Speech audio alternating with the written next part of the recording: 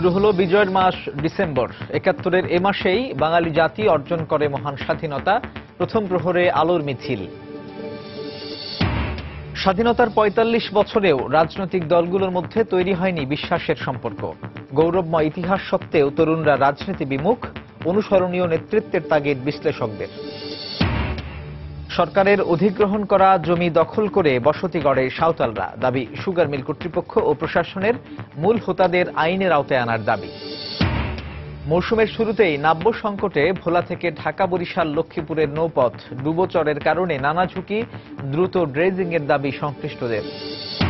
এবং পিছিয়ে গেল পদ্মা সেতুর দুটি পিলার যুক্ত করে প্রথম স্প্যান বসানোর কাজ। যান্ত্রিক সমস্যার কারণ বলছেন সংশ্লিষ্টরা, গতি আসবে নতুন হ্যামার যোগ হলে।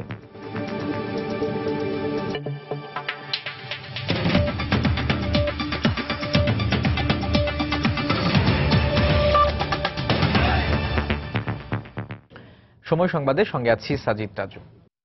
১ ডিসেম্বর শুরু হলো মহান বিজয়ের মাস। ১৯৭১ সালের এই মাসেই অর্জিত হয় আমাদের স্বাধীনতা। দীর্ঘ প্রায় ৯ মাসের সশস্ত্র যুদ্ধ শেষে এ মাসেই আনুষ্ঠানিকভাবে আত্মসমর্পণ করে পাকিস্তানি হানাদার বাহিনী।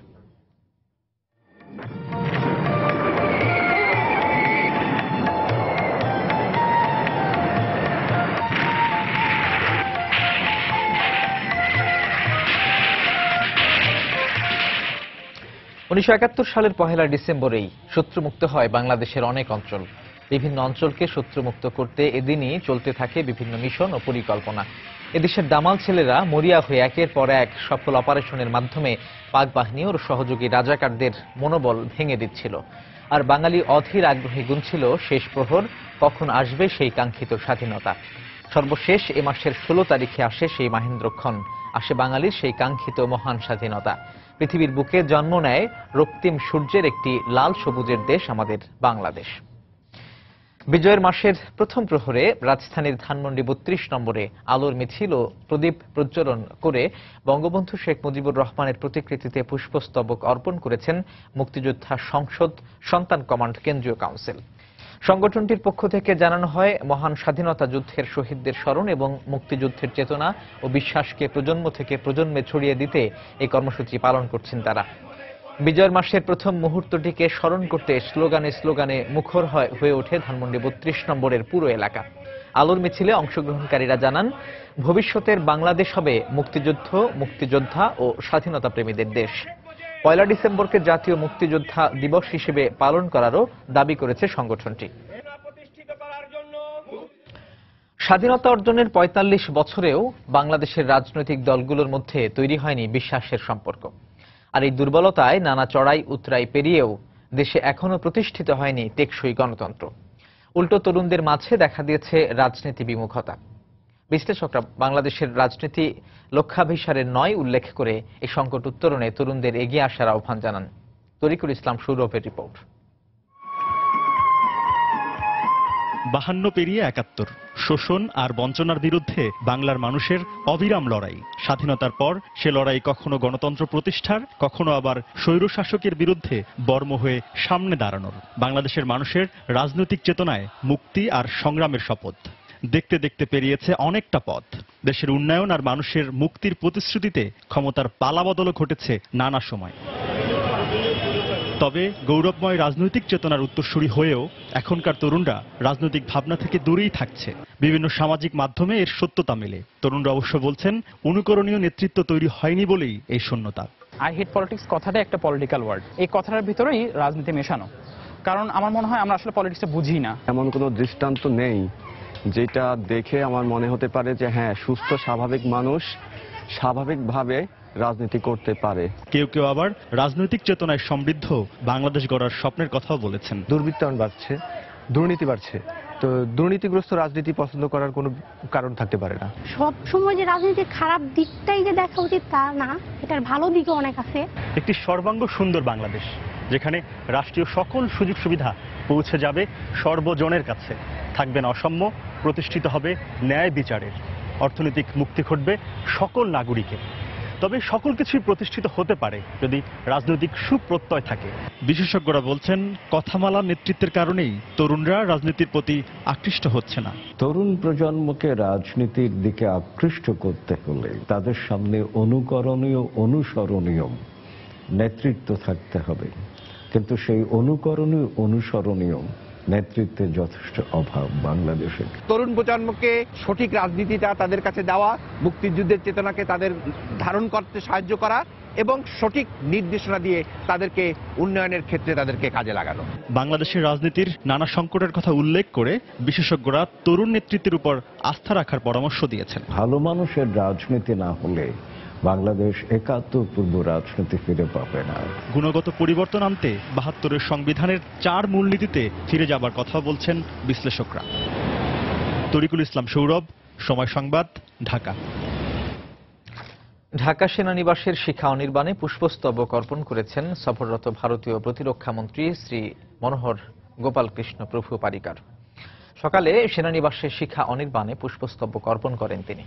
পুষ্পস্তবক অর্পণ অনুষ্ঠানে উপস্থিত ছিলেন ভারতের high commissioner Harshvardhan Shringla.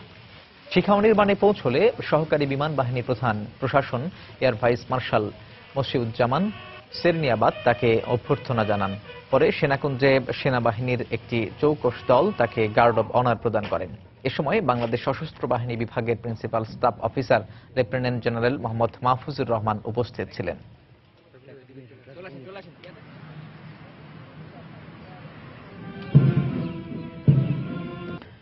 হাঙ্গেরিতে water summit শেষে দেশে ফিরেছেন প্রধানমন্ত্রী শেখ হাসিনা। 4 দিনের সফর শেষে গত রাত 10:57 বাংলাদেশ বিমানের একটি ফ্লাইটে হযরত শাহজালাল আন্তর্জাতিক বিমানবন্দরে এসে পৌঁছান তিনি। বিমানবন্দরে তাকে স্বাগত জানান বেসামরিক বিমান পরিবহন ও পর্যটন মন্ত্রী রাশেদ খান মেনন। এ সময় দলের অন্যান্য নেতাকর্মীরা উপস্থিত ছিলেন। এর আগে ওয়াটার সামিটে যোগ দিতে রোববার বুদাপেস্টের উদ্দেশ্যে ঢাকা ছেড়ে দেন প্রধানমন্ত্রী। 4 দিনের এ সফরে প্রধানমন্ত্রীর সফর সঙ্গী ছিলেন পররাষ্ট্রমন্ত্রী আবুল হাসান মাহমুদ আলী, পানি সম্পদ মন্ত্রী আনিসুল ইসলাম মাহমুদ সহ ঊর্ধ্বতন কর্মকর্তারা। সামিটে যোগদান ছাড়াও হাঙ্গেরির প্রধানমন্ত্রীর সঙ্গে দ্বিপক্ষীয় বৈঠক করেন প্রধানমন্ত্রী শেখ হাসিনা।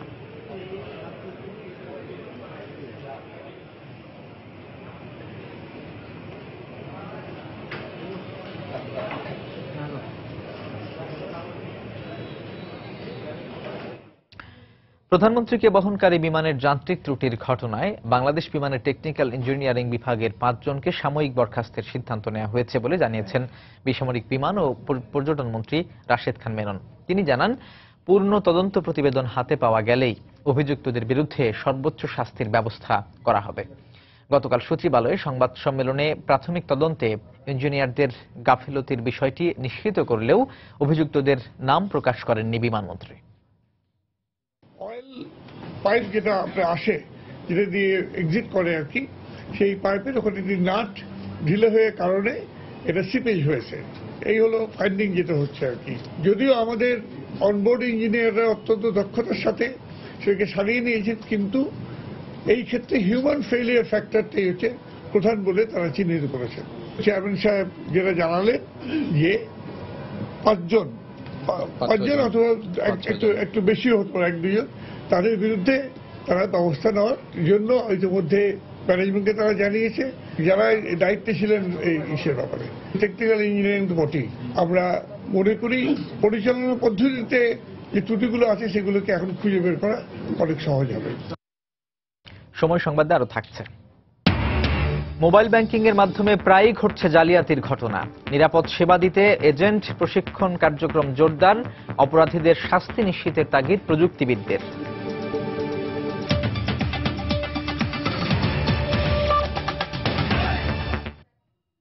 মৌসুমের শুরুতেই নাব্য সংকটে পড়েছে ভোলা ঢাকা, ভোলা বরিশাল ও ভোলা লক্ষ্মীপুর নৌপথ। এসব নৌ রুটের বিভিন্ন স্থানে ডুবোচরের কারণে ঝুঁকি নিয়ে চলাচলকারী লঞ্চ ও ফেরিগুলো নির্দিষ্ট সময়ে গন্তব্যে পৌঁছতে পারছে না। এতে ভোগান্তি পোহাতে হচ্ছে যাত্রী ও পরিবহন শ্রমিকদের। নৌযান চলাচল স্বাভাবিক রাখার জন্য দ্রুত ড্রেজিং এর দাবি সংশ্লিষ্টদের। আর এই অবস্থায় উন্নতির জন্য প্রয়োজনীয় ব্যবস্থা নেওয়ার কথা জানিয়েছেন নৌ পরিবহন মন্ত্রী নাসির উদ্দিন লিটনের তথ্য ও উৎপল দেবনাথের ছবি নিয়ে ডেস্ক রিপোর্ট। শীতের শুরুতেই মেঘনা ও তেঁতুলিয়া নদীর পানি কমে যাওয়ায় জেগে উঠেছে নদীর মাঝে ডুবোচর। বিশেষ করে ভোলার ভেদুরিয়া লঞ্চ ও ফেরিঘাট সংলগ্ন তেঁতুলিয়া নদীর প্রায় ৩ কিলোমিটার, মেহেন্দিগঞ্জের শ্রীপুরের ১ কিলোমিটার ও লক্ষ্মীপুরের মৌজি চৌধুরী ঘাটের রহমত আলী চ্যানেলের ১ কিলোমিটার ভাটার সময় সম্পূর্ণ শুকিয়ে যায়। এছাড়া কুয়াশার কারণে যাত্রীবাহী লঞ্চ ও ফেরিগুলো নদীর মধ্যে ঘন্টার পর ঘন্টা আটকে থাকছে। ফেরি চলাচল করছে জোয়ারের উপর নির্ভর করে, এতে সময় ও বিড়ম্বনা বেড়েছে। নদীর নৈবতা কমে যাওয়ায় আমাদের লঞ্চগুলা বেজে থাকে, 3 ঘন্টা 4 ঘন্টা বেজে থাকে। আমরা সময় মতো যাত্রীদেরকে পৌঁছাতে পারি না। অনেক সময় লঞ্চের পাখা ভেঙে যায়। এই চরে ধাক্কাইতে ধাক্কাইতে এই ভেদুরিয়া থেকে একেবারে বরিশাল পর্যন্ত এই ধাক্কাইতে ধাক্কাইতে যাইতে হয়। ডুবাচর থাকার কারণে লঞ্চে অনেক সময় লাগে, লঞ্চ বাইজা পরে, পানি কম থাকে। এই ডুবাচরগুলো যদি কাজ না করা হয়, ড্রেজিং না করা হয়, তা আমাদের লঞ্চ চলাচলে অনেক কষ্ট হবে।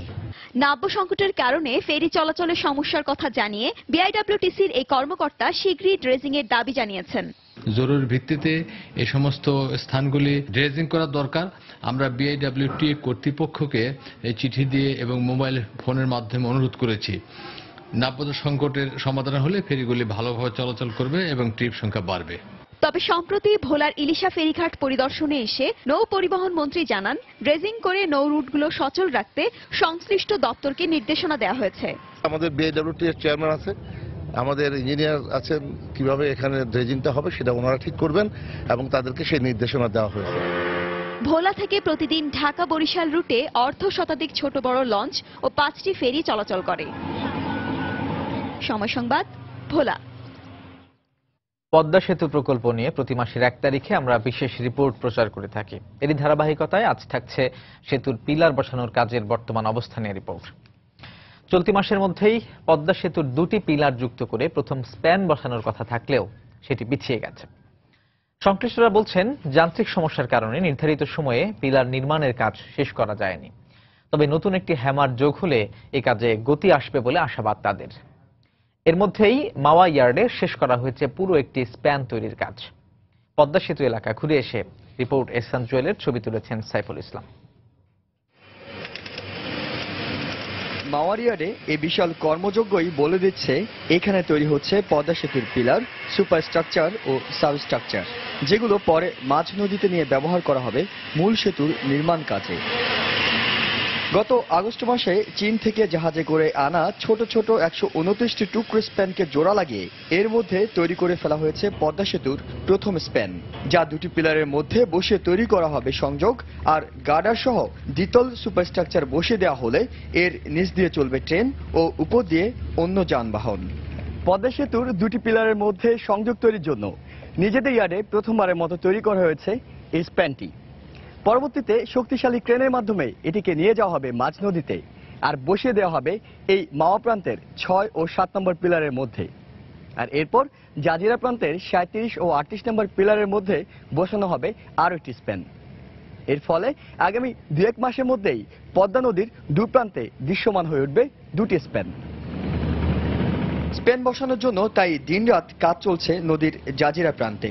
এর মধ্যেই 37 ও 38 নম্বর পিলার দুটির পুরো নির্মাণ কাজ শেষের দিকে। ক্রমান্বয়ে শুকনো মৌসুমের সুবিধা কাজে লাগিয়ে মাওয়া প্রান্তে বাড়ানো হবে কাজের গতি। আমাদের যে 1,29,000 টন স্টিল লাগবে পাইল প্রোডাকশনে, তার 1,26,000 টন অলরেডি সাইটে চলে আসছে। তার মানে এই প্লেট থেকে 30,000 মিটার পাইল তৈরি হবে, তার 18,000 মিটার পাইল অলরেডি কমপ্লিট হয়ে গেছে। আগে জার্মানি থেকে 2,400 কিলোজুল ক্ষমতা সম্পন্ন 2টি হাইড্রোলিক হ্যামার আনা হলেও এর মধ্যে একটি হ্যামারে ত্রুটি দেখা দেওয়ায় পিলার নির্মাণের কাজে দেরি হচ্ছে। তাই ডেনমার্ক থেকে এবার 2,000 কিলোজুলের আরও একটি নতুন হ্যামার আনার পরিকল্পনা করা হচ্ছে। বিশ্বের যে সবচেয়ে হেভি হ্যামার নিয়ে আসছিল সেটা ট্রাবল দেখা দেয়, পরে আরেকটা হ্যামার নিয়ে আসছে, ওরা আরেকটা হ্যামার নিয়ে আসার চেষ্টা করতেছে, পিছায় যেটুকু পড়ছে এটুকু কাভার করার। স্প্যানগুলো ইয়ার্ড থেকে নদীতে নিয়ে যেতে গত সপ্তাহে মাওয়া এসে পৌঁছেছে 3,600 মেট্রিক টন ক্ষমতার নতুন একটি ক্রেন। সংশ্লিষ্টরা জানিয়েছেন এখন পর্যন্ত মূল সেতুর কাজ 38 ভাগ শেষ হওয়ার কথা থাকলেও শেষ হয়েছে 35 ভাগ। এহসান জুয়েল, সময় সংবাদ, মুন্সিগঞ্জ। কেমন আছেন বীর প্রতীক তারামন বিবি? মহান মুক্তিযুদ্ধের বিজয়ের মাসে তার খোঁজ নিতে গিয়ে জানা গেল ভালো নেই তিনি। নানা রোগ ব্যাধিতে আক্রান্ত। জেলা সিভিল সার্জন জানালেন, শীত আসার সাথে সাথে শ্বাসনালীর প্রদাহে আক্রান্ত হয়ে পড়েছেন তিনি। জীবন সায়ান্নে এসে তারামন বিবি জানালেন তার শেষ ইচ্ছার কথা। দেশবাসীর প্রতি তার আহ্বান, তাকে যেন প্রয়াত সব্যসাচী লেখক সৈয়দ শামসুল হকের বাসায় শায়িত করা হয়। মোমিনুল ইসলাম মঞ্জুর তথ্য ও বেলাল হোসেনের তোলা ছবি নিয়ে ডেস্ক রিপোর্ট। বীর প্রতীক তারামন বিবি স্বামী সন্তান সহ বসবাস করেন কুড়িগ্রামের রাজীবপুর উপজেলা সদরের কাচারিপাড়া এলাকায়। কুড়িগ্রাম শহরের লাগোয়া হলখানা ইউনিয়নের আরাজি পলাশবাড়ি গ্রামে সরকারের দেয়া 1 বিঘা জমিতে বিজিবির উদ্যোগে 2009 সালে বাড়ি করে দেয়া হয়। গত কয়েকদিন ধরে এ বাড়িতে থেকেই চিকিৎসা নিচ্ছেন তিনি। প্রয়াত সব্যসাচী লেখক সৈয়দ শামসুল হকের কবরের পাশে তাকে যেন শায়িত করা হয়, বাড়ির আঙিনায় বসে এমন প্রত্যাশার কথা জানান তিনি। যে কদিন বেঁচে আছি, ছেলে মেয়ের পাশে আছে, যেদিন আমি চলে যাবো পৃথিবী থেকে তখন আমার পাশে কেউ নাই। আমি চাই যে সৈয়দ শামসুল যে জায়গায় তার দাফন করা হয়েছে সেই জায়গায় আমার দাফন করে রাখা হয়। দ্বিতীয় কথা হলো যে অনেক কষ্ট করে দেশ স্বাধীন করছি, কিন্তু সেই ইতিহাস কিন্তু জ্ঞানকর ছেলে মেয়েরা জানে না। জেলা জেলা যদি একটা করে জাদুঘর দেওয়া হইতো তাহলে অবশ্যই আজকাল নতুন ছেলে মেয়েরা তারা অবশ্যই তারা বুঝতে পারতো। 1971 সালে 14 বছর বয়সী তারামন বিবি মুক্তিযোদ্ধাদের ক্যাম্পে রান্না করার কাজ করতেন। রান্না করার ফাঁকে অস্ত্র চালাতে শিখেছেন। এরপর রান্নার খুন্তি ফেলে রাইফেল হাতে মুক্তিযোদ্ধাদের সাথে সম্মুখ যুদ্ধে অংশ নিয়েছেন। অকুতভয় এ বীরযোদ্ধা দুবার যক্ষ্মায় আক্রান্ত হওয়ায় তার 2টি ফুসফুসই ক্ষতিগ্রস্ত হয়েছে। ফলে শীত আসার সাথে সাথে শ্বাসনালীর প্রদাহে ভুগছেন বলে জানালেন জেলা স্বাস্থ্য দপ্তরের শীর্ষ এ কর্মকর্তা। তিনি সিএমএইচে কর্নেল দেলোয়ারের চিকিৎসাধীন আছেন এবং তার ব্যবস্থাপত্র ঠিক রেখে আমরা নিবিড় পর্যবেক্ষণে রেখেছি এবং স্বাস্থ্য সেবা দিয়ে যাচ্ছি। মুক্তিযুদ্ধে অবদান রাখার জন্য বীর প্রতীক খেতাবপ্রাপ্ত 2 জন নারীর মধ্যে একজন তারামন বিবি। দীর্ঘ 25 বছর পর 1995 সালে আনুষ্ঠানিকভাবে রাষ্ট্রীয় স্বীকৃতি বীর প্রতীক খেতাবের পদক তুলে দেয়া হয় তার হাতে। সময় সংবাদ, কুড়িগ্রাম।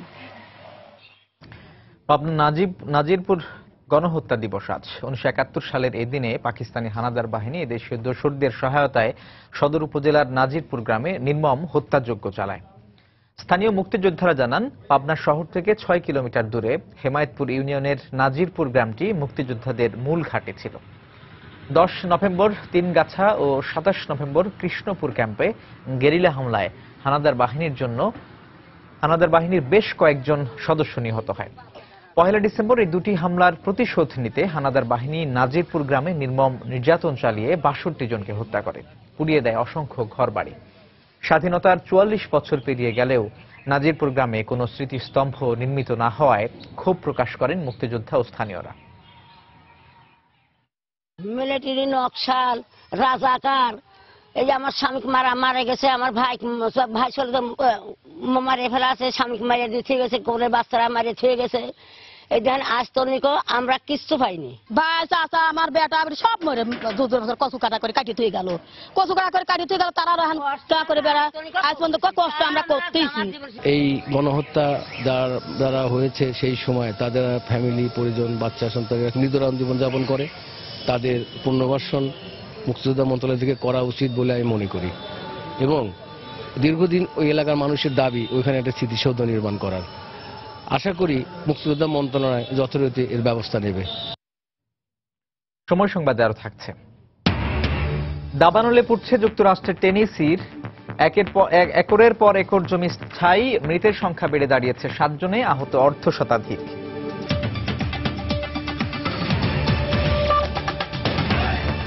রংপুর সুগার মিল কর্তৃপক্ষ ও গাইবান্ধার প্রশাসন দাবি করছে সরকারের অধিগ্রহণ করা জমি দখল করে সাঁওতালরা বসতি গড়ে তোলে। সংশ্লিষ্টরা বলছেন, রাতারাতি বা একদিনে সেখানে বসতি গড়ে ওঠেনি। মাস নয়, কয়েক বছরের প্রচেষ্টায় সাঁওতালদের সংগঠিত করে একটি গোষ্ঠী। তাদের মতে, মিল কর্তৃপক্ষ ও প্রশাসন আগে ভাগেই ব্যবস্থা নিলে সরকারকে উদ্ভূত পরিস্থিতির মুখোমুখি হতে হতো না। অন্যদিকে এমন ঘটনার সাথে জড়িত মূল হোতাদের আইনের আওতায় নিয়ে আসার দাবি সচেতন মহলের। ওবায়দুল ইসলামের ক্যামেরায় গাইবান্ধা থেকে আরো জানাচ্ছেন হেদায়েতুল ইসলাম বাবু। গাইবান্ধার একমাত্র ভারী শিল্প গোবিন্দগঞ্জের মহিমাগঞ্জে অবস্থিত রংপুর সুগার মিল। শ্রমিক, কর্মচারী ও আখ চাষীদের পাশাপাশি 60-এর দশকের শুরুতে প্রতিষ্ঠিত এই মিলটির সাথে যুক্ত হয় লক্ষাধিক মানুষের জীবন জীবিকা। সরকারের পক্ষ থেকে 2004 সালে লে অফ ঘোষণা করা হলে মিলটি বন্ধ হয়ে যায়। এরপর গাইবান্ধাবাসীর আন্দোলনের মুখে 2 বছরের মাথায় আবারও মিলটি চালু হয়। স্থানীয় এলাকাবাসী ও সাঁওতালরা জানান, বাপদাদার সম্পত্তি ফিরিয়ে দেওয়ার প্রতিশ্রুতি দিয়ে গোবিন্দগঞ্জ উপজেলা ছাত্রলীগের তৎকালীন সভাপতি শাকিল আহমেদ বুলবুলকে সভাপতি করে এবং শাহজাহান আলীকে সাধারণ সম্পাদক করে 2014 সালে গঠন করা হয় সাহেবগঞ্জ ভূমি উদ্ধার সংগ্রাম কমিটি। বুলবুল সভাপতির পদ থেকে সরে দাঁড়ানোর পর সংগ্রাম কমিটির সাধারণ সম্পাদক শাহজাহান আলীর নেতৃত্বে 1 জুলাই মিলের জমিতে বসতি গড়ে তোলে সাঁওতালরা। কাগজপত্র সংগ্রহ সহ নানা খরচের অজুহাতে সাধারণ মানুষের কাছ থেকে টাকা নেয়ারও রয়েছে অভিযোগ। জমি আবাদ করছিলাম, ধান গাড়ছিলাম, এর জন্য কিছু টাকা পয়সা আমরা কিছু কিছু করে সঞ্চয় দিছি। শাহজাহানই এই সমস্ত কাগজপত্র সংগ্রহ করছে। বহু কষ্টে লাভের উপর টাকা নেয় 10,000 টাকা দিয়েছে আমি শাহজাহানকে দিয়েছি। এমন পরিস্থিতিতে মিল কর্তৃপক্ষ এবং স্থানীয় প্রশাসনের অবহেলাকে দুষছেন মিলটির শ্রমিক কর্মচারীরা। আগের এমডি যদি তৎপরতা নিল হনে তাহলে তো এতখানি সাতালার আসে বাড়িঘর করতে পারতো না। তাই দায়ী ছিল বলে এই দশা হয়েছে। ওসি, ডিসি, এসপি মহোদয় সবার কাছেই আমরা ধর্ণা দিছি, কিন্তু কেউই আমাদের গ্রহণযোগ্য দেয়নি। আজকে এই উদ্বুদ্ধ পরিস্থিতির জন্য আমি অবশ্যই আমি এই প্রশাসনকেই দায়ী করব। মিলটির ব্যবস্থাপনা পরিচালক ও জেলা প্রশাসকের দাবি, প্রথম থেকেই তারা ব্যবস্থা নেয়ার চেষ্টা করেছেন। পূর্ববর্তী যারা ব্যবস্থাপনা পরিচালক ছিলেন তারা গাফিলতি আমি বলবো না, তারা তাদের মতোই কাজ করছেন। সুগার মিলে যে অস্থায়ী পুলিশ ক্যাম্প হয় সেখানে একাধিকবার হামলা হয়েছে, অস্ত্র লুণ্ঠনের মতো ঘটনা ঘটেছে। এই কারণে অবৈধ অনুপ্রবেশকারী অথবা সন্দেহভাজন অনেকের বিরুদ্ধে মামলা পর্যন্ত রয়েছে। গত 6 নভেম্বর গোবিন্দগঞ্জ উপজেলার কাটামোড়ে সুগার মিলের লোকজন আখ কাটতে গেলে সাঁওতালদের সাথে পুলিশ ও মিলের শ্রমিক কর্মচারীদের মধ্যে সংঘর্ষ বাধে। এরপর বিকেলে পুলিশ ও প্রশাসনের উপস্থিতিতেই সাহেবগঞ্জ ইক্ষু খামারে গড়ে তোলা বসতি আগুন দিয়ে জ্বালিয়ে দেয়া হয়। ওই ঘটনায় 2 জন সাঁওতাল মারা যায় আর 8 পুলিশ সদস্য তীরবিদ্ধ হওয়ার পাশাপাশি আহত হয় 30 জন। হেদায়েতুল ইসলাম বাবু, সময় সংবাদ, গাইবান্ধা। সিরাজগঞ্জ ও যশোরে গুলিতে 2 জন নিহত হয়েছে। র্যাব ও পুলিশ বলছে বন্দুকযুদ্ধ। র্যাব জানায়, গত রাত 10টার দিকে বঙ্গবন্ধু সেতু পশ্চিম সংযোগ সড়কের ঝাউইল এলাকায় একদল লোক ডাকাতির প্রস্তুতি নিচ্ছে এমন সংবাদের ভিত্তিতে অভিযান চালানো হয়। এ সময় ডাকাতরা র্যাবকে লক্ষ্য করে গুলি ছুড়লে র্যাবও পাল্টা গুলি ছোড়ে। এতে দুলাল নামে ডাকাত দলের এক সদস্য ঘটনাস্থলেই নিহত হয়। পরে র্যাব মৃতদেহ উদ্ধার করে সিরাজগঞ্জ সদর হাসপাতালের মর্গে পাঠায়। এদিকে পুলিশ জানায়, মধ্যরাতে যশোর সদর উপজেলার 5 বাড়িয়া স্কুলের কাছে যশোর মাগুরা মহাসড়কের ওপর 2 দল সন্ত্রাসীর মধ্যে গোলাগুলির খবর পায় তারা। ঘটনাস্থলে পৌঁছে অজ্ঞাত এক যুবককে গুলিবিদ্ধ অবস্থায় উদ্ধার করে পুলিশ। পরে যশোর মেডিকেল কলেজ হাসপাতালে নিলে কর্তব্যরত চিকিৎসক তাকে মৃত ঘোষণা করেন। মহাসড়কে পুলিশি হয়রানি বন্ধ সহ 7 দফা দাবিতে উত্তরের 16 জেলায় অনির্দিষ্টকালের ধর্মঘট করছে ট্রাক, ট্যাঙ্ক, লরি ও কাভার্ড ভ্যান মালিক শ্রমিক ইউনিয়ন। সকাল থেকে রাজশাহী ও রংপুর বিভাগে ট্রাক মালিক শ্রমিকদের ডাকে এই ধর্মঘট শুরু হয়। ছেড়ে যায়নি দূরপাল্লার কোনো ট্রাক, ট্যাঙ্ক ও কাভার্ড ভ্যান। এ সময় বিভিন্ন স্ট্যান্ডে গাড়িগুলোকে অলস পড়ে থাকতে দেখা গেছে। কর্মহীন অলস দিন কাটাচ্ছেন শ্রমিকরাও। তাদের অভিযোগ, মহাসড়কে চেকিং এর নামে পুলিশি হয়রানি ও বিভিন্ন সেতুতে গাড়ির ওজন নেয়ার নামে চাঁদাবাজির বন্ধের দাবিতে তারা এই কর্মসূচি পালন করছেন। এ সময় তারা চাঁদাবাজি বন্ধের পাশাপাশি চালকদের লাইসেন্স নবায়ন ও নতুন তৈরির প্রক্রিয়া আরো সহজ করার দাবি জানান। তা না হলে আরো কঠোর আন্দোলনের হুঁশিয়ারি দেন মালিক শ্রমিক নেতারা। আমরা স্কেলের হয়রানি গেলে হচ্ছি এবং ট্রাকের বাম্পার অ্যাঙ্গেল হুক আপনারা দেখেন যে দীর্ঘদিন যাবৎ ফিটনেস দিয়ে এসছে মালিকদেরকে এখন ফিটনেস দেওয়া হচ্ছে না, সেই কারণে মালিকেরা আর গাড়ি চালাতে চাচ্ছেন না।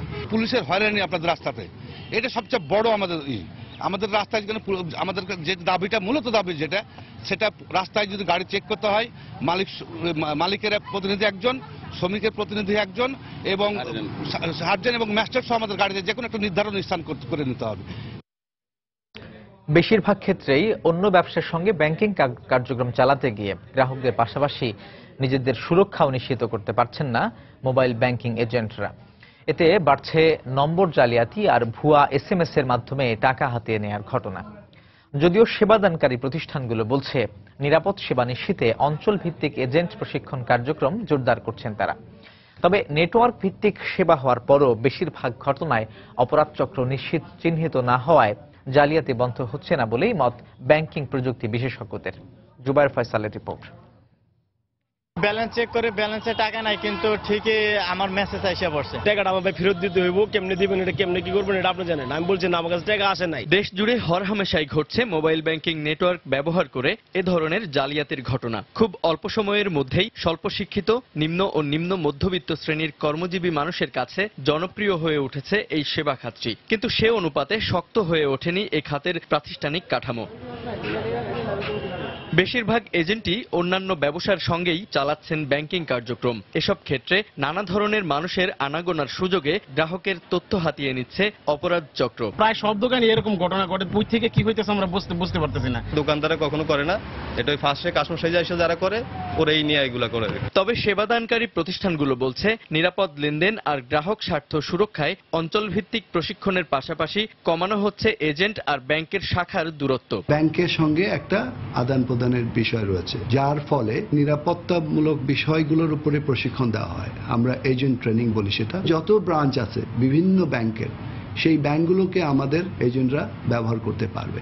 তাতে তাদের যে একটা বাধ্যগত দূরবর্তী একটা ব্যাংকের ব্রাঞ্চে যেতেই হবে, এই বিষয়টি আর থাকছে না। যদিও প্রযুক্তি বিশেষজ্ঞদের দাবি নেটওয়ার্ক ভিত্তিক সেবা হওয়ায় মোবাইলে জালিয়াতি ঠেকানো সহজ হলেও বিচারহীনতার সুযোগেই বের হচ্ছে নতুন নতুন অবৈধ পন্থা। মোবাইল ব্যাংকিং ব্যাপারটা কিন্তু যথেষ্ট সহজই, কারণ এটা একটা কমপ্লিট ক্লোজ নেটওয়ার্কের ভিতর হচ্ছে। কিন্তু এখানে কতগুলো বিষয় কিন্তু গত 1 বছর ধরে ঘটছে, আমরা আলোচনা করছি, প্রশ্ন উঠছে, কিন্তু এর কোনো সমাধান আমাদের চোখের সামনে দেখছি না। মাত্র 5 বছরে প্রায় 4 কোটি মানুষকে ব্যাংকিং সুবিধায় এনেছে 19টি ব্যাংকের মোবাইল ফিনান্সিয়াল সার্ভিস।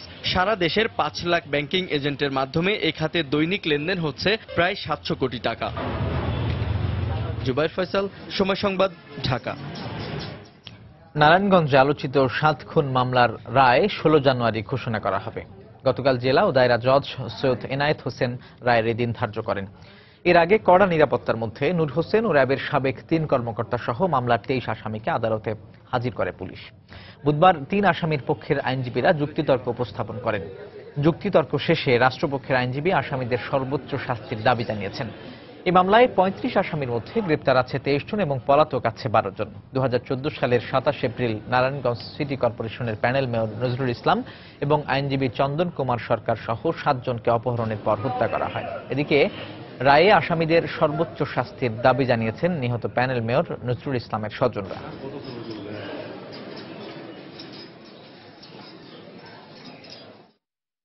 আর্গুমেন্টে আসামি পক্ষ এই মামলা থেকে আসামিদের পক্ষে কোনো সুবিধা আদায়ের মতো কোনো যুক্তি তারা উপস্থাপন করতে পারে নাই।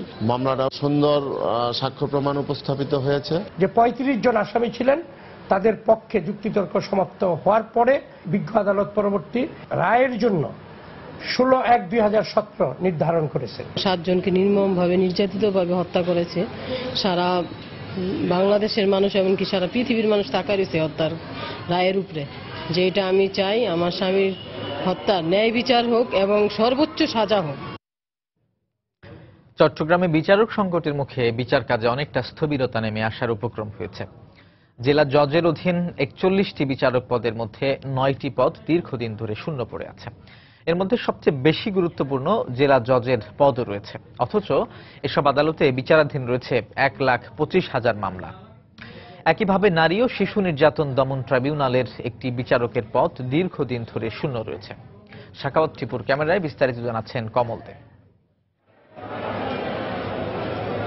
আদালতের দেওয়া সবশেষ তথ্য অনুযায়ী চট্টগ্রাম জেলা ও দায়রা জজের আওতাধীন আদালতগুলোতে 95,781টি দেওয়ানি, 8,480টি ফৌজদারি মামলা বিচারাধীন রয়েছে। এছাড়া জুডিশিয়াল ম্যাজিস্ট্রেট সহ অন্যান্য আদালতগুলোতে বিচারাধীন মামলার সংখ্যা 30,000-এর কম নয়। কিন্তু এখানকার 41টি বিচারক পদের মধ্যে জেলা ও দায়রা জজ সহ 9টি পদ শূন্য। চিফ জুডিশিয়াল ম্যাজিস্ট্রেট এখানে আমাদের জুডিশিয়াল ম্যাজিস্ট্রেটের অভাব। ফিফথ কোর্ট নেই প্রায় 1 বছর ধরে, সেকেন্ড কোর্ট থার্ড কোর্ট নেই 1 বছর, প্রায় 4-5 মাস ধরে। শুধু জেলা ও দায়রা জজ নয়, মহানগর দায়রা জজ আদালতেরও একই অবস্থা। দায়রা ও সেশন আদালতে 18,725টি, বিশেষ ট্রাইব্যুনালে 2,180টি, ফৌজদারি আপিল আদালতে 1,126টি মামলা সহ বিচারাধীন মামলার সংখ্যা 23,084টি। এছাড়া মেট্রোপলিটন ম্যাজিস্ট্রেট আদালতে আরও 18,000 মামলা বিচারাধীন অবস্থায় রয়েছে। তবে মেট্রোপলিটন ম্যাজিস্ট্রেট আদালতের 9টি পদের মধ্যে 4টি বর্তমানে শূন্য রয়েছে। 300 মামলা করতে ওনার যে পরিমাণ মেধা দরকার, যে পরিমাণ সময় দরকার, সেই সময় তো উনি দিতে পারতেছে না। বিচারকরাও আপনার স্বাচ্ছন্দ্য বোধ করতেছে না, যারা লিটিগেন্ট পাবলিক তারাও বিচার পাচ্ছে না। চট্টগ্রামে নারী ও শিশু নির্যাতন দমন ট্রাইব্যুনালের 3 জন বিচারকের মধ্যে 3য় নম্বর আদালতের বিচারকের পদ গত 3 মাস ধরে শূন্য রয়েছে। এই আদালতে বিচারাধীন রয়েছে 3,600টি মামলা। এই মামলাগুলো বিচার বিলম্বিত হওয়ার কারণে দেশের অপরাধ প্রবণতা বেড়ে যাচ্ছে। আমরা বিভিন্নভাবে এটা অসুবিধার সম্মুখীন হচ্ছে। সরকার নিয়োজিত কৌশলী জানিয়েছেন, শূন্য আদালতগুলোতে অন্যান্য আদালতের বিচারকেরা ভারপ্রাপ্ত হিসেবে দায়িত্ব পালন করেন। এই অবস্থায় ভারপ্রাপ্ত আদালতে জামিন শুনানি ছাড়া অন্য শুনানি তেমন হয় না। কমল দে, সময় সংবাদ, চট্টগ্রাম। পয়লা বৈশাখের মঙ্গল শোভাযাত্রাকে অবিচ্ছেদ্য সাংস্কৃতিক ঐতিহ্য হিসেবে স্বীকৃতি দিল ইউনেস্কো। গতকাল ইথিওপিয়ার রাজধানী আদ্দিস আবাবায় এ সংক্রান্ত আন্তঃসরকারি কমিটি এই সিদ্ধান্ত নেয়। ইউনেস্কোর এই স্বীকৃতিকে স্বাগত জানিয়ে সংশ্লিষ্টরা বলছেন, সহিংসতামুক্ত, অসাম্প্রদায়িক এবং মানবিক মূল্যবোধে জাগ্রত বাংলাদেশ গড়ার প্রত্যয় নিয়ে যে শোভাযাত্রা শুরু হয়েছে, এই স্বীকৃতির ফলে তা আরও বেগবান হবে। চারদিকে ঢোল আর ডুগডুগির আওয়াজ, সব বয়সী মানুষের চোখে মুখে ভালো লাগা আর উৎসবের ছটা। নানা রঙের, নানা ঢঙের হাতি, পাখি, হরিণ সহ বাংলার লোকজ ঐতিহ্যের নানা কাঠামো। প্রতি বছর পহেলা বৈশাখে ঢাকা বিশ্ববিদ্যালয়ের চারুকলা ইনস্টিটিউট থেকে বের হওয়া অশুভর মোকাবেলায় বাঙালির শক্তি ও সাহসের প্রতীক মঙ্গল শোভাযাত্রার চিত্রটি এরকমই। স্বৈরশাসক এরশাদের শাসনামলে প্রতিবাদের প্রতীক হিসেবে মঙ্গলযাত্রা শুরু হলেও কালের পরিক্রমায় তা এখন পরিণত হয়েছে বাঙালির সংস্কৃতিতে। বাঙালি সংস্কৃতির চিরন্তন জাগরণের প্রতীক এই শোভাযাত্রা যাদের পরিশ্রমে টিকে আছে, ইউনেস্কোর এই স্বীকৃতিতে সবচেয়ে বেশি খুশি সেই ঢাকা বিশ্ববিদ্যালয়ের চারুকলা ইনস্টিটিউটের শিক্ষক শিক্ষার্থীরা। আমাদের কাছে এই প্রাপ্তিটা অনেক বেশি, যে আমরা দেশ অনেক কিছু হারাচ্ছে কিন্তু অনেক কিছু যোগ হচ্ছে, সেই সাথে আমরা কালচারালি আসলে এই অ্যাচিভমেন্টের জায়গাটাতে মানে আমরা এটার রিপ্রেজেন্টার, এটা ভাবতে আমাদের খুবই ভালো লাগছে। আমাদের যে পরিশ্রমটা সর্বসম্মিলিত একটা পরিশ্রম আমরা করি, সো এটা যখন আন্তর্জাতিক পর্যায়ে যায় সেই ভালো লাগাটা আসলে মুখের ভাষায় প্রকাশ করে পারা যায় না। নিঃসন্দেহে আমাদের সকলের জন্য, সকল শিল্পীদের জন্য, বাঙালিদের জন্য এটা গর্বের বিষয় এবং আনন্দের। এই স্বীকৃতি আমরা মনে করি যে এটা প্রয়োজন ছিল। সব সংকীর্ণতা ভুলে অগ্রগতির পথে এগিয়ে চলা বাংলাদেশের স্বপ্ন বুনে দেয়া এই শোভাযাত্রার স্বীকৃতি বাঙালিকে তার সংস্কৃতি চর্চায় আরো উদ্বুদ্ধ করবে বলে মনে করেন বিশিষ্টজনরা। বিশ্ববাসী যদি এই মঙ্গল শোভাযাত্রাকে স্বীকৃতি দেয়, তার অর্থই হচ্ছে অশুভর বিরুদ্ধে শুভর জয় এবং শুভর লড়াই মধ্যে দিয়ে জয়ের একটা সূচকবদ্ধতা। এটি অত্যন্ত ভালো কথা। বাংলাদেশ গর্বিত, পরিতৃপ্ত। 2 বছর আগে ইউনেস্কোর অবিচ্ছেদ্য সাংস্কৃতিক ঐতিহ্যের তালিকায় অন্তর্ভুক্তির জন্য আবেদন করে বাংলা একাডেমি। নানা পর্যায়ের পরীক্ষা নিরীক্ষার পর ইউনেস্কো তা গ্রহণ করল। এই অর্জনকে সরকারের সাফল্য হিসেবে অভিহিত করেছেন ইউনেস্কোতে বাংলাদেশের স্থায়ী প্রতিনিধি শহীদুল ইসলাম। জুনায়েদ আল হাবিব, সময় সংবাদ, ঢাকা। দেশের বাইরের খবর। যুক্তরাষ্ট্রের টেনেসি অঙ্গরাজ্যে দাবানলে মৃতের সংখ্যা বেড়ে 7 জনে দাঁড়িয়েছে। আহত হয়েছেন অন্তত 53 জন। এর মধ্যে দাবানলে পুড়ে গেছে 15 একরের বেশি এলাকা। দাবানলের কারণে 700-র বেশি মানুষ ঘরবাড়ি ছেড়ে চলে গেছে। আগুন নিয়ন্ত্রণে আনতে ফায়ার সার্ভিসের 200 কর্মী দিন রাত কাজ করে যাচ্ছে। বাতাসের গতি তীব্র হওয়ায় আগুন দ্রুত চারপাশে ছড়িয়ে পড়ছে বলেও জানানো হয়। এই ঘটনায় প্রায় 12,000 ঘরবাড়ি ও ব্যবসা প্রতিষ্ঠানের বিদ্যুৎ বিচ্ছিন্ন হয়ে পড়েছে। নবনির্বাচিত মার্কিন প্রেসিডেন্ট ডোনাল্ড ট্রাম্প এক টুইটার বার্তায় এই দাবানলের ঘটনায় সেখানকার জনগণের প্রতি সমবেদনা জানিয়েছেন।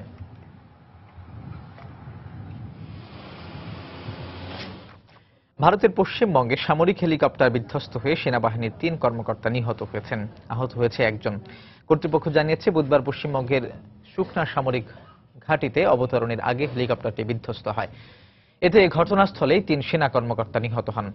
পরে গুরুতর আহত অপর সেনা কর্মকর্তাকে উদ্ধার করে হাসপাতালে ভর্তি করা হয়। এখন পর্যন্ত দুর্ঘটনার কারণ সম্পর্কে জানা যায়নি। দীর্ঘদিন ধরে হেলিকপ্টার মেরামত না করায় যান্ত্রিক ত্রুটির কারণে এই ঘটনা ঘটে থাকতে পারে বলে ধারণা করা হচ্ছে। আলো ঝলমলে আয়োজনের মধ্য দিয়ে লন্ডনে অনুষ্ঠিত হয়ে গেল কারি অস্কার খ্যাত ব্রিটিশ কারি অ্যাওয়ার্ডের 12তম আসর।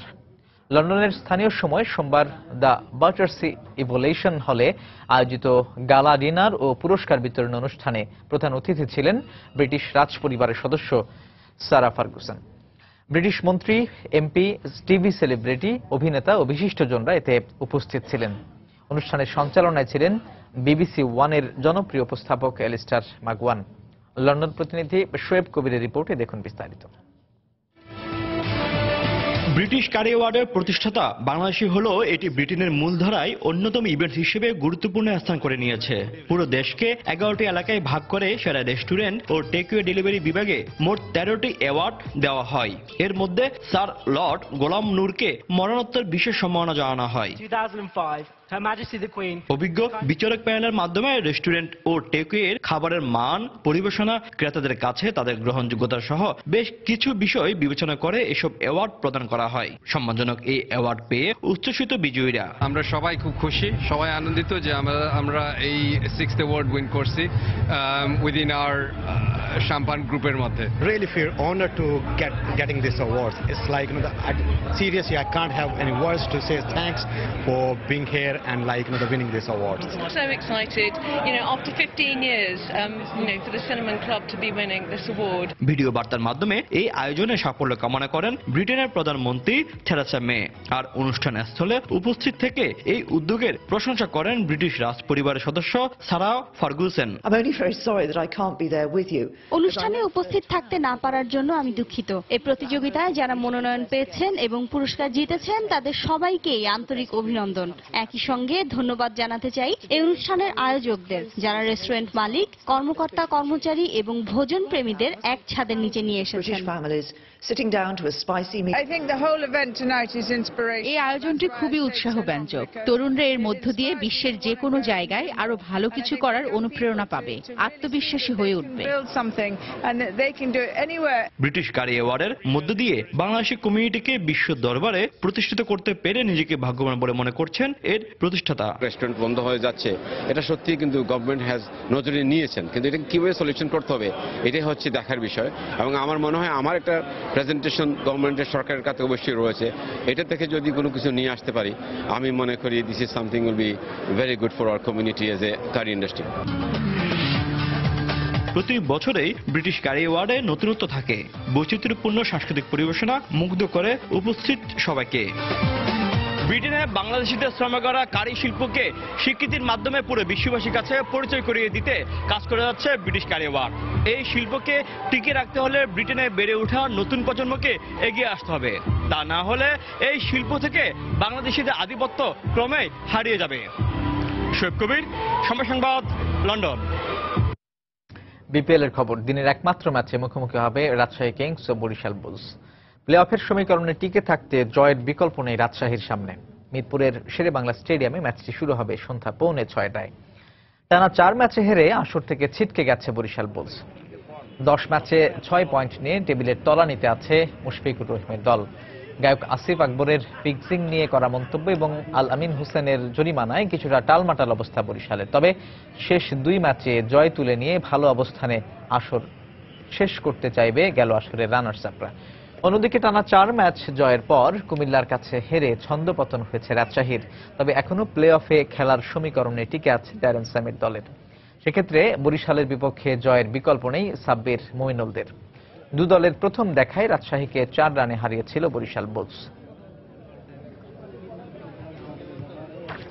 দেশের হকির খবর, AHF কাপ হকিতে হ্যাট্রিক চ্যাম্পিয়ন হওয়ায় বাংলাদেশ হকি দলকে সংবর্ধনা দিয়েছে বাংলাদেশ জাতীয় ক্রীড়া পরিষদ। ক্রিকেটের পরে বাংলাদেশে সম্ভাবনাময় খেলা হকি, তাই হকির উন্নয়নে দীর্ঘমেয়াদী পরিকল্পনা রয়েছে সরকারের, এমনটাই জানালেন প্রধানমন্ত্রীর বেসরকারি খাত উন্নয়ন বিষয়ক উপদেষ্টা সালমান এফ রহমান। আর সামনের টুর্নামেন্টগুলোতে এমন পারফরমেন্স ধরে রাখতে জাতীয় দলের জন্য নিয়মিত ক্যাম্প আয়োজনের প্রতিশ্রুতি ফেডারেশনের। দেশের হকিতে আরও একটি সোনালী অর্জন। এইচএফ কাপে তৃতীয়বারের মতো লাল সবুজের প্রতিনিধিরা চ্যাম্পিয়ন। হংকংয়ে অপরাজিত থেকেই দেশে ফিরেছে বীরের বেশে। হকি দলের এমন সাফল্যে সংবর্ধনার আয়োজন করে বাংলাদেশ জাতীয় ক্রীড়া পরিষদ।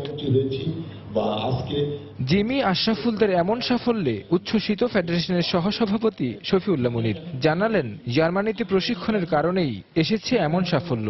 জাতীয় দলের পারফরমেন্স ধরে রাখতে নিয়মিত ক্যাম্প চালু রাখার প্রতিশ্রুতি দিলেন এই ফেডারেশন কর্তা। আমরা একদিনের জন্য জাতীয় দলের ক্যাম্প বন্ধ রাখতে চাই না। আমরা যদি ভালো করি, সামনে যে ওয়ার্ল্ড কাপ আছে সেটার একটা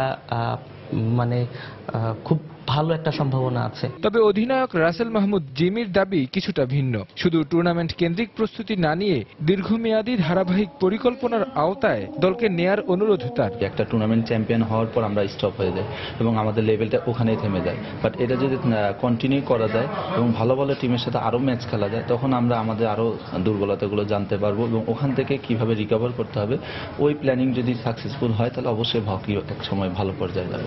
আশার কথা শোনালেন প্রধানমন্ত্রীর বেসরকারি খাত বিষয়ক উপদেষ্টা সালমান এফ রহমান। ক্রিকেটের পরে হকির উন্নয়ন নিয়ে পরিকল্পনা রয়েছে সরকারের। তাই হকিকে এগিয়ে নিতে সব ধরনের সাহায্য সহযোগিতার আশ্বাস তার। যদি আমরা হকির উপরে কনসেন্ট্রেট করি তাহলে ইন্টারন্যাশনালি আমরা একটা স্ট্যান্ডার্ডে রিচ করতে পারি, এবং যদি আমরা সেটা পারি তাহলে ঠিক এখন যেরকম ক্রিকেটে আমাদের আপনার 11 জন ন্যাশনাল টিমে আর 22 জন বসে আছে ঢোকার জন্য, এখন আপনি যেখানে যান গলি গলিতে দেখেন সবাই ক্রিকেট খেলতেছে, ঠিক তেমনি কিন্তু আপনার গলি গলিতে আমরা হকিটাও লোকজন খেলবে। সব ধরনের সুযোগ সুবিধা পেলে এবং ধারাবাহিকতা ধরে রাখতে পারলে বিশ্ব হকিতেও নেতৃত্ব দিবে বাংলাদেশ, এমনটাই প্রত্যাশা সংশ্লিষ্টদের।